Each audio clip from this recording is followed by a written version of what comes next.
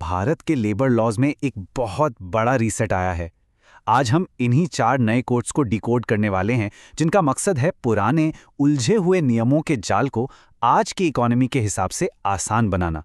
तो चलिए सबसे पहले ये समझते हैं कि आखिर इतने बड़े बदलाव की जरूरत पड़ी ही क्यों। इसके लिए हमें पुरानी जटिल कानूनी व्यवस्था पर एक नजर डालनी होगी। ये स्लाइड असल में पूरी प्रॉब्लम को एक बार में दिखा देती है। जरा सोचकर देखिए, 100 से ज्यादा राज्य और 40 केंद्रीय कानूनों का एक ऐसा मकड़जाल जिसमें सब कुछ उलझा हुआ था। इनमें से कुछ कानून, जैसे कि 1947 का इंडस्ट्रियल डिस्प्यूट्स एक्ट, इतने पुराने थे कि कंपनियों के लिए उनका पालन करना एक बुरे सपने जैसा था, और कर्मचारियों के लिए तो कन्फ्यूजन ही कन्फ्यूजन। तो इसी कानूनी जंगल को साफ करने के लिए सरकार एक बहुत बड़ा और कह सकते हैं एम्बिशियस सोल्यूशन लेकर आई। और इस सोल्यूशन की सबसे खास बात पता है क्या है? सिंप्लीफिकेशन।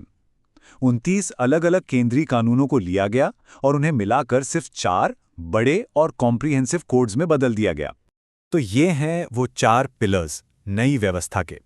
इन्हें इस तरह से डिजाइन किया गया है कि सैलरी और सोशल सिक्योरिटी से लेकर इंडस्ट्रियल झगड़ों और वर्कप्लेस सेफ्टी तक सब कुछ कवर हो जाए। चलिए अब थोड़ा और गहराई में उतरते हैं और देखते हैं कि ये नए कोड्स कैसे बेसिक डेफिनेशंस को बदलकर कंपनियों और कर्मचारियों दोनों के लिए एक नई हकीकत तैयार करते हैं। सबसे बड़े बदलावों में से एक है वेतन यानी वेजेस की एक सिंगल यूनिफॉर्म डेफिनेशन, और इसका सीधा असर हर किसी के सैलरी स्ट्रक्चर पर पड़ने वाला है। अब ये जो स्लाइड है ना, ये वाकई बहुत दिलचस्प है। ये है नया 50% का नियम। आसान भाषा में ये कहता है कि किसी की भी बेसिक सैलरी उसकी टोटल सैलरी का कम से कम 50% होनी ही चाहिए। इसका मतलब है कि हाउस रेंट और ट्रैवल अलाउंस जैसे भत्ते टोटल सैलरी के 50% से ज्यादा नहीं हो सकते। अगर ऐसा होता है तो कंपनी को सैलरी स्ट्रक्चर बदलना होगा, जिससे शायद टेक होम सैलरी थोड़ी कम हो जाए, लेकिन प्रोविडेंट फंड और ग्रेच्युटी जैसे लॉन्ग टर्म फायदे बढ़ जाएंगे। और यही बात इसे इतना जरूरी बनाती है, क्योंकि अब सोशल सिक्योरिटी से जुड़े बेनिफिट्स और दूसरे पे आउट्स जैसे ग्रेच्युटी और पीएफ एक बड़े बेस अमाउंट पर कैलकुलेट होंगे। हाँ, इससे कंपनियों की लागत थोड़ी बढ़ सकती है, लेकिन कर्मचारियों को रिटायरमेंट पर मिलने वाले फायदे भी बढ़ जाते हैं।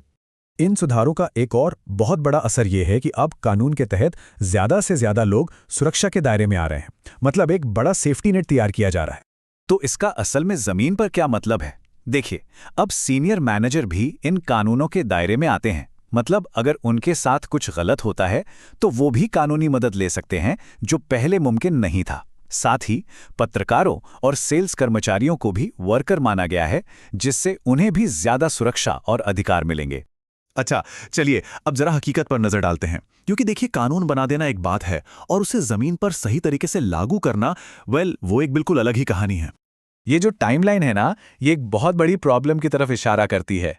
नए कोड 21 नवंबर 2025 को लागू तो हो गए, लेकिन उनके लिए जो जरूरी नए संस्थान बनने थे, जैसे कि इंडस्ट्रियल ट्रिब्यूनल, वो तब तक तैयार ही नहीं थे। अब इससे हुआ क्या? एक बहुत ही अजीब सिचुएशन पैदा हो गई। कानून कह रहा था कि सारे पेंडिंग केस नई अदालतों में ट्रांसफर करो, लेकिन वो अदालतें तो थी ही नहीं। ऐसे में कंपनी और कर्मचारी दोनों ही फंस गए। उनके पास अपनी समस्या लेकर जाने के लिए कोई जगह ही नहीं बची। और ये दिखाता है कि सरकार को इस प्रॉब्लम को सुलझाने के लिए कितनी तेजी दिखानी पड़ी। एक इमरजेंसी ऑर्डर जारी किया गया ताकि पुराने ट्रिब्यूनल्स ही टेम्परेरी तौर पर काम करते रहें, सिर्फ उस स्थिति से बचने के लिए जिसे सरकार ने खुद रेमेडीलेस वैक्यूम यानी उपायहीन शून्य का नाम दिया।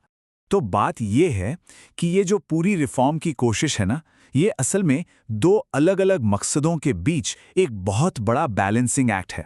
एक तरफ लक्ष्य है इस जटिल सिस्टम को आसान बनाकर ईज ऑफ डूइंग बिजनेस को बेहतर बनाना, ताकि देश में ज्यादा निवेश आए। तो दूसरी तरफ मकसद ये भी है कि देश की वर्कफोर्स के एक बड़े हिस्से के लिए श्रमिक सुरक्षा को और मजबूत किया जाए। और आखिर में हम इसी बड़े सवाल पर आके रुक जाते हैं, क्या ये बड़ा और एम्बिशियस एक्सपेरिमेंट एक आधुनिक बैलेंस्ड सिस्टम बनाने में कामयाब होगा, या फिर इसे लागू करने की चुनौतियां उस पुराने कानूनी जंगल में ही कुछ नई उलझनें पैदा कर देंगी?